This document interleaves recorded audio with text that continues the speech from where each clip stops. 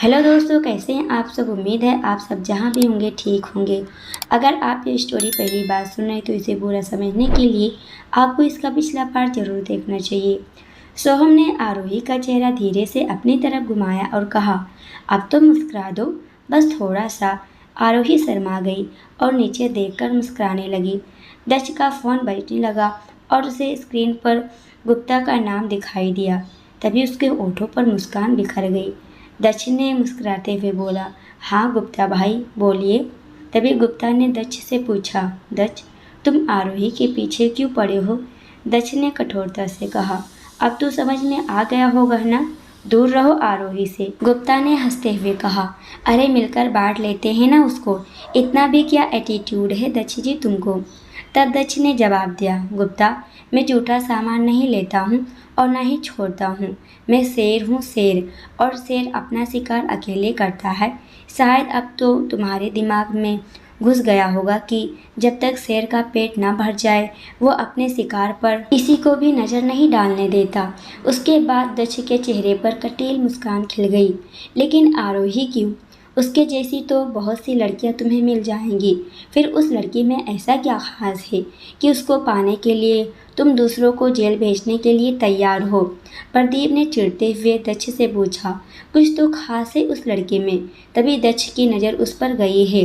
दक्ष ने पूरे आत्मविश्वास के साथ कहा और तभी पलटकर प्रदीप गुप्ता हंसते हुए बोला, अभी हमसे तो आरोही को बचा लोगे, हमसे तो जीत जाओगे, लेकिन अपने खुद के खून से कैसे लड़ोगे। माना कि तुम शेर हो, लेकिन बूढ़े तो हो रहे हो ना। दक्ष समझ गया था कि गुप्ता का इशारा सोहम की तरफ था। दक्ष के चेहरे की मुस्कान पूरी तरह से गायब हो चुकी थी। इससे पहले कि वो कुछ जवाब देता, प्रदीप गुप्ता ने कॉल कट कर दिया। दक्ष ने फ़ोन रखा ही था कि तभी ज्योति यहाँ चाय लेकर चली आई। ज्योति चाय का कप रखते हुए बोली, आपकी चाय। दक्ष ने ज्योति को घूर कर देखा और पूछा, तुम क्यों आई हो यहाँ? वो छोटी लड़की कहाँ है? ज्योति ने दक्ष की बात का कोई जवाब नहीं दिया। दक्ष ने एक बार फिर गुस्से में चिल्लाते हुए कहा, कहाँ है वो? ज्योति ने डरते हुए धीरे से जवाब दिया, हमें नहीं पता कौन सी लड़की, बहुत सारी लड़कियां हैं यहाँ। तभी दक्ष ने गुस्से में चाय का कप उठाकर फेंक दिया और उसने ज्योति की बाँह पकड़कर मरोड़ते हुए पूछा, अब याद आया? ज्योति दर्द से कराते हुए बोली, छोड़ो हमें। दक्ष ने मुस्कुराते हुए ज्योति से पूछा, क्यों उसे दूर रख रही हो हमसे? कौन लगती है वो तेरी, बता। ज्योति कुछ नहीं बोली, वो दर्द से तड़प रही थी। तब दक्ष ने उसकी बात छोड़ते हुए कहा, हमेशा मेरे कामों के लिए आरोही को भेजा करो, तुम्हें मेरे काम करने की ज़रूरत नहीं है, समझी। ज्योति ने चुपचाप हाँ में अपना सिर हिला दिया और वहाँ से चली आई। ज्योति भागते हुए स्टोर रूम में चली आई और एक कोने में बैठकर रोने लगी। उसने अपने ब्लाउज में से एक छोटी सी तस्वीर निकाली और उस तस्वीर को सीने से चिपका लिया। तस्वीर में करीब 13 से 15 साल की एक प्यारी सी लड़की थी। कुछ देर बाद ज्योति ने अपनी साड़ी के पल्लू से अपने आंसू पोंछे और फिर किचन में चली आई। यहाँ आरोही कुछ काम कर रही थी। ज्योति ने भाग के जाकर उसका हाथ पकड़ लिया और उसे एक किनारे ले आई। आरोही सकपका गई। तभी ज्योति ने उसकी तरफ देखते हुए कहा, अरे तुम बड़े मालिक के पास क्यों जाती हो? बोलो, कोई भी काम हो तो हमें बता दिया करो। आरोही ने ज्योति की तरफ देखकर बोली, हम तो बस आपकी मदद करना चाहते हैं। तभी ज्योति तुरंत उसका हाथ पकड़ते हुए बोली, नहीं मत करो, हम सब कुछ कर लेंगे, तुम बस वादा करो कि तुम दक्ष जी के पास अकेले नहीं जाओगी।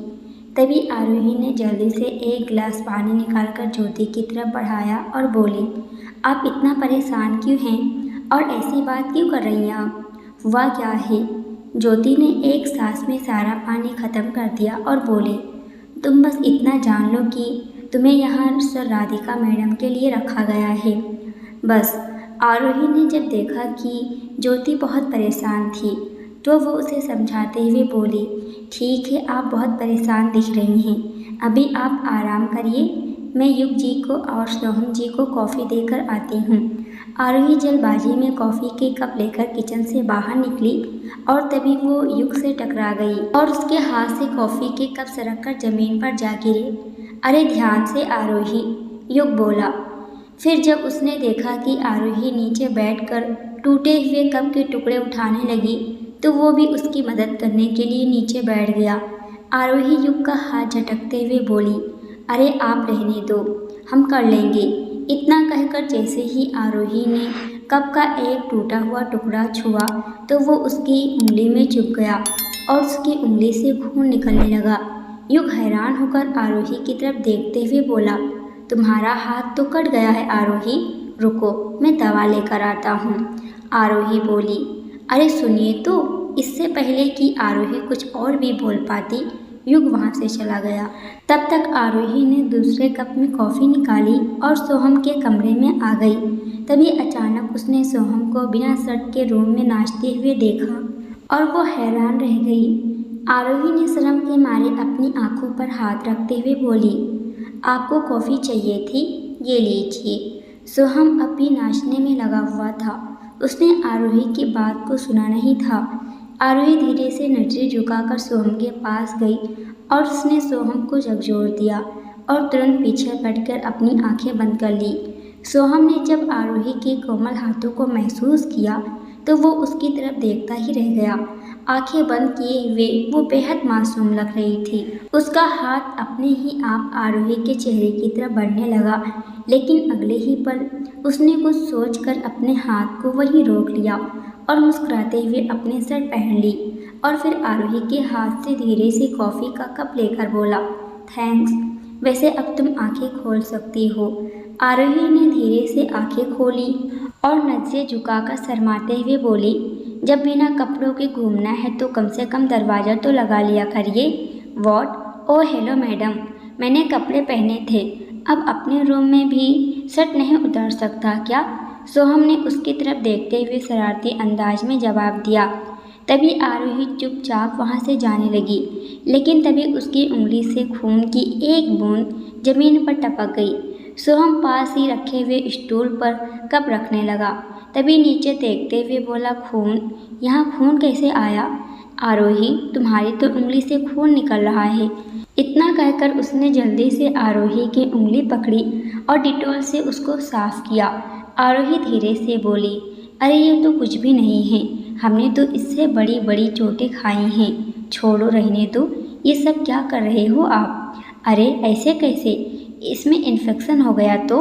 इतना कहकर सोहम आरोही की उंगली पर बैंडेज लगाने को बोल ही रहा था कि तभी हाथ में फर्स्ट एड बॉक्स लिए वहाँ पर युग आ गया और आरोही की तरफ देखते हुए बोला, अरे आप यहाँ हो और मैं आपको हर जगह पर आपको ढूंढ रहा था।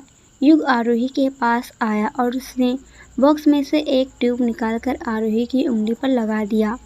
न जाने क्यों सोहम को ये सब देखकर अच्छा नहीं लगा और जब आरोही ने मुस्कुराते हुए युग से कहा शुक्रिया, तब सोहम को बहुत हर्ट हुआ। वो अपने मन में बोला, मुझे तो बैंडेज लगाने से मना कर रही थी और अब चुपचाप युग से दवा लगवा ली। मैं दवा दे रहा था ना, तो फिर युग को कैसे पता चला और वो आरोही को दवा देने कैसे आ गया? सोहम ने आरोही और युग से कोई बात नहीं की। वो चुपचाप अपने कमरे से बाहर जाने लगा। तभी युग ने उसे आवाज़ देकर रोकना चाहा, लेकिन सोहम ने अनसुना कर दिया और वहाँ से चला गया। तभी आरोही जल्दी से कॉफ़ी का कप लेकर सोहम के पीछे भागी। अरे रुकिए सोहम जी, आपकी कॉफ़ी, रुकिए तो। आरोही ने जाकर सोहम का हाथ पकड़ लिया। सोहम रुका और उसका हाथ झटकते हुए बोला, क्या सोहम जी लगा रखा है? मुझे डिस्टर्ब मत करो, समझी? जाने दो मुझे। सोहम वहाँ से गुस्से से निकल गया और आरोही उसकी तरफ देखते हुए बोली, इनको क्या हो गया? आरोही को न जाने क्यों सोहम के वहाँ से इस तरह से चले जाने से बहुत बुरा लगा था। उसे कुछ अजीब अजीब लगने लगा। अगली सुबह आरोही एक गलियारे से होते हुए एक बड़े से हॉल में चली आई। यहाँ उसने देखा कि कई सारी मशीनें और सिलाई कढ़ाई से जुड़े हुए टूल्स रखे हुए थे। आरोही एक टेबल के पास गई और वहाँ उसने कई तरह के रंगीन धागे, अलग तरह की सुई और कई सारे एकदम अलग पैटर्न देखे। ये कौन सी जगह है? यहाँ तो काफ़ी सारा सामान है। ऐसा सामान तो हमने आज दिन तक नहीं देखा। तभी आरोही ने एक पैटर्न उठाया और उसे देखते हुए बोली, कितना सुंदर है ये। ऐसी कलाकारी तो हमने अब तक नहीं सीखी। हमें इस तरह का काम क्यों नहीं सिखाया गया? अभी आरोही खुद से बातें कर ही रही थी कि तभी अचानक किसी ने पीछे से उसे अपनी बाहों में भर लिया। आरोही सहम से गई। वो चिल्लाने वाली थी कि तभी उस शख्स ने आरोही के मुंह पर अपना हाथ रख दिया। आरोही के चेहरे के रंग ही उड़ गए। आरोही ने उस आदमी को अपनी कोहनी से धक्का दिया और जब उसने पीछे पलटकर देखा तो उसके होश उड़ गए। पंकज, तुम? हिम्मत भी कैसे हुई हमें गले लगाने की? ये कहो कि हम अभी बड़ी कोठी में हैं, अगर बाहर कहीं होते ना तो। अरे बस बाबू, हमको इज्जत दो, होने वाले पति हैं हम तुम्हारे। अगर गले लगा भी लिया तो क्या गलत किया? आरोही पंकज की बात को काटते हुए बोली। अच्छा, तुमको पता है हमारी कुंडली में लिखा है कि जो भी आदमी हमको शादी से पहले हाथ लगाया वो कुत्ते की मौत मारा जाएगा। आरोही की बात सुनते ही पंकज तुरंत उससे 4 कदम दूर खड़ा हो गया। तभी आरोही शरारती अंदाज में उसके पास जाकर बोली, लेकिन क्या बताएं, हम भी तो प्यार करते हैं, लेकिन अब ऐसे में आपके करीब आकर आपको मार थोड़ी ना देंगे। तभी पंकज 2 कदम और दूर हटकर बोला, जान है तो जहान है, कुछ ही दिन तो बचे हैं, फिर कर लेंगे प्यार मोहब्बत। उसकी बात सुनकर आरोही को हंसी आ गई। अब वहाँ से जाने से पहले आरोही अपनी अदाएं दिखाते हुए बोली, वैसे ये कमरा किसका है पंकु? हम प्यार से तुम्हें पंकु बुलाएंगे। तब पंकज ने आरोही को बताया, ये स्पेशल कमरा है जहाँ दक्ष जी बैठकर अपने पोते को अपनी पीढ़ियों से चलती आ रही कला सिखाते हैं। इस कमरे की चाबी हमारे पास रहती है। यहाँ पर किसी का भी आना मना है। इससे पहले कि कोई और यहाँ पर आ जाए, चलो जल्दी यहाँ से निकलते हैं। आरोही ने अपना सर हाँ में हिलाया और दोनों लोग वहाँ से निकल गए। अगली सुबह आरोही और ज्योति सबको ब्रेकफास्ट परोस रहे थे। सोहम आज शांत था, तो वहीं दक्ष तिरछी नज़रों से आरोही को बार बार देखे जा रहा था। आरोही ने सोहम के प्लेट में गाजर का हलवा रखा तो वो एक पल के लिए उसकी खुशबू में खो गया। वो धीरे से बोली, ये रहा गाजर का हलवा, आपको बहुत पसंद है ना? सोहम धीरे से मुस्कुरा दिया। वो कुछ कहने ही वाला था कि तभी यहाँ पर युग आ गया और बोला, सॉरी, आज आँख देर से खुली। तभी आरोही भागते हुए युग के पास गई और जल्दी से उसके सामने प्लेट रखकर हलवा परोसने लगी। युग खुशबू लेते हुए बोला, अरे वाह, क्या खुशबू है, मुंह में पानी आ गया। आरोही युग को देखकर मुस्कुरा दी, लेकिन जब सोहम ने आरोही को मुस्कुराते हुए देखा तो वो जल के राख हो गया। सोहम ने गुस्से से खड़े होकर आरोही से कहा, जब तुमने एक काम शुरू किया था तो पूरा ख़त्म क्यों नहीं किया? मेरी प्लेट में अच्छे से पूरा ब्रेकफास्ट सर्व किए बिना तुम चली क्यों गई? दूसरों की मदद करने से पहले अपनी पुरानी काम तो ख़त्म कर लेनी चाहिए। सब लोग सोहम के इस रिएक्शन को देखकर हैरान रह गए। आरोही धीरे से बोली, वो युग की प्लेट में कुछ भी नहीं था, इसलिए हमने सोचा कि वो भूखे होंगे। तभी सोहम ने चिल्लाते हुए कहा, मैं तुम्हें कुछ सिखा रहा हूँ, ध्यान रखने के बजाय तुम्हें जवाब देना ज़्यादा ज़रूरी लग रहा है। अब युग से रहा नहीं गया। माहौल को हल्का करने के लिए वो बोला, अरे भाई, ऐसी भी क्या बड़ी बात हो गई, ठीक है, छोटी सी गलती है आरोही, आगे सब सीख जाएगी। लेकिन तभी सोहम ने युग की तरफ गुस्से से देखा और बिना कुछ कहे वहाँ से चला गया। दक्ष ये सारा नाटक चुपचाप देख रहा था। उसे सब कुछ समझ में आ रहा था। वो धीरे से मुस्कुरा दिया, जबकि बाकी के लोग सोहम को इस तरह से ब्रेकफास्ट छोड़कर जाते देखकर शॉक्ड रह गए। आरोही सोहम के पीछे जाने लगी, लेकिन तभी ज्योति ने उसका हाथ पकड़कर उसे इशारों से ही रोक लिया, तो आरोही चुपचाप बाकी के लोगों को ब्रेकफास्ट सर्व करने लगी। आरोही सोहम से बात करने की कोशिश कर रही थी, लेकिन सोहम उसे इग्नोर करने में लगा था। सोहम ने आरोही के चेहरे पर अपने रूम का दरवाज़ा बंद कर लिया, जिससे उसकी आंखें भर आई। आरोही कुछ देर वहीं खड़ी रही तो सोहम तैयार होकर निकला और आरोही उसके पास जाकर बोली, हमको बात करनी है, मेरे पास टाइम नहीं है, मुझे ऑफिस जाना है। इतना कहकर सोहम वहाँ से चला गया। आरोही बाहर तक पीछे आई, फिर उसने देखा कि सोहम दक्ष के कार में बैठ गया। दक्ष आरोही की तरफ देखकर सातिर हंसी हंसने लगा। आरोही को ये सब बहुत अजीब लग रहा था। तभी सोहम दक्ष के साथ यहाँ से निकल गया और आरोही उसे जाते हुए देखती रही। सोहम और दक्ष हमेशा अलग अलग कार से मिल जाया करते थे, लेकिन आज दक्ष ने सोहम को साथ चलने के लिए कहा था। सोहम ने दक्ष से पूछा, क्या हुआ दादाजी, आज आपने साथ में चलने के लिए क्यों कहा? क्यों, मैं अपने पोते के साथ समय नहीं बिता सकता क्या? वैसे तो साथ में बैठने का समय नहीं मिलता, तो मैंने सोचा क्यों ना ये 10 मिनट तुम्हारे साथ बिताया जाए। दक्ष ने सोहम की तरफ देखते हुए कहा। सोहम धीरे से मुस्कुरा दिया। तभी दक्ष ने एक डब्बे में से कुछ अंगूर निकाले और सोहम के सामने बढ़ा दिए और वो खुद भी अंगूर खाने लगा। और बताओ सोहम, मुझे ऐसा लग रहा है कि जैसे अंदर ही अंदर तुम्हें कोई बात परेशान कर रही है। अगर ऐसा कुछ है तो तुम मुझे बेझिझक बता सकते हो बेटा। दक्ष ने सोहम से पूछा। नहीं दादाजी, ऐसा कुछ नहीं है, बस थोड़ा सा काम का स्ट्रेस है, इसलिए चिड़चिड़ा हो रहा हूँ। दरअसल सोहम खुद भी नहीं जानता था कि उसे आरोही से जुड़ी हुई बातें इतना परेशान क्यों कर रही थी। तभी कुछ मक्खियाँ खिड़की से अंदर आई और अंगूर की डिब्बी के आसपास चक्कर लगाने लगी। सोहम उन मक्खियों को भगाने की कोशिश करने लगा। तभी दक्ष के चेहरे पर सातिर मुस्कान खिल गई। वो सोहम की तरफ देखते हुए बोला, इन फलों की मिठास ने मक्खियों को भी आकर्षित कर लिया है। तुम समझ रहे हो ना मैं क्या कहना चाह रहा हूँ? सोहम ने हैरान होकर पूछा। क्या? दक्ष ने मुस्कुराते हुए कहा। हाँ, बहुत सारी मक्खियाँ। अब जल्दी खाना ख़त्म करना पड़ेगा, वरना ये और भी ज़्यादा बढ़ जाएंगी। दक्ष की बातें सोहम को समझ में नहीं आ रही थी। वो हैरान होकर अपने दादाजी की तरफ देखे जा रहा था। तभी दक्ष ने आगे कहा, पता है, जवान और सुंदर लड़कियों की भी सेम कहानी है।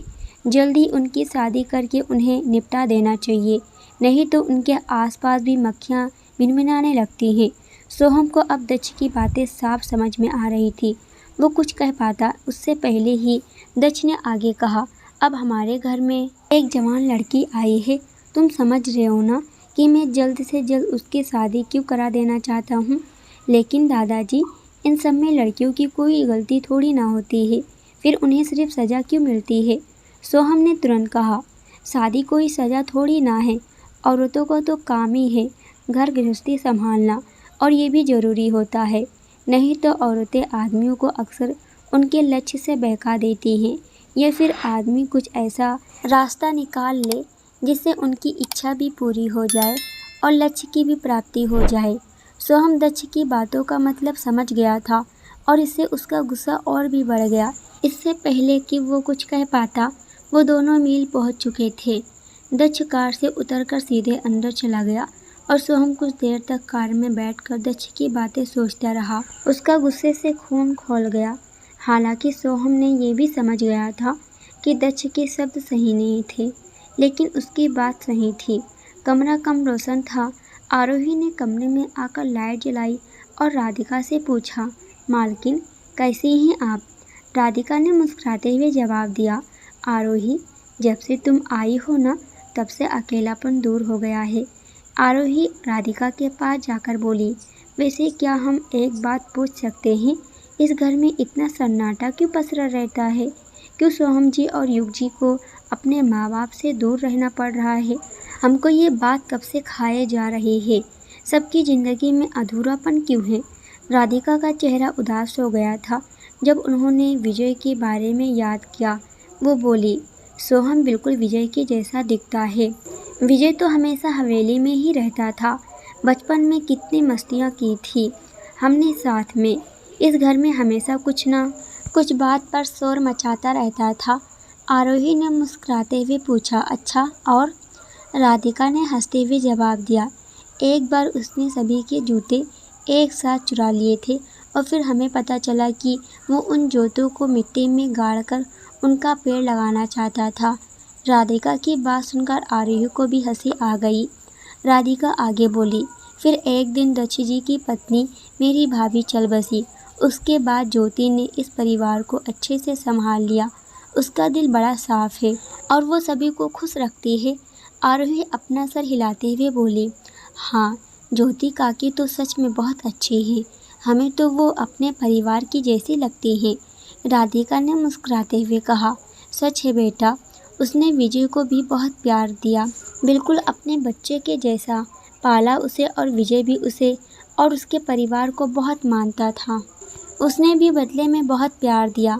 पर फिर इतना कहने के बाद राधिका कुछ पुरानी कड़वी यादों में खोकर शांत हो गई। उसकी आंखें भर आई थी। कमरे में एक बार फिर सन्नाटा पसर गया। तभी बाहर से कुछ गिरने की आवाज़ आई। जब आरोही और राधिका ने बाहर झांका तो किसी की परछाई को यहाँ से छुपकर भागते हुए देखा। आरोही चिल्लाई, कौन है वहाँ? आरोही ने उठकर उस परछाई का पीछा किया तो देखा कि ज्योति सर्वेंट रूम में जाकर एक कोने में बैठकर रो रही थी और उसने अपने हाथ में एक फ़ोटो ली हुई थी जिसे बेतहाशा चूमते हुए वो धीरे से बोली, तानिया। आरोही उसे इस हाल में देखकर दंग रह गई। दोस्तों, आज के लिए इतना ही। इसके आगे क्या होने वाला है ये हम देखेंगे अगले वीडियो में बहुत जल्द। जब तक ये देखिए, वीडियो पसंद आए तो वीडियो को लाइक और कमेंट ज़रूर करने का।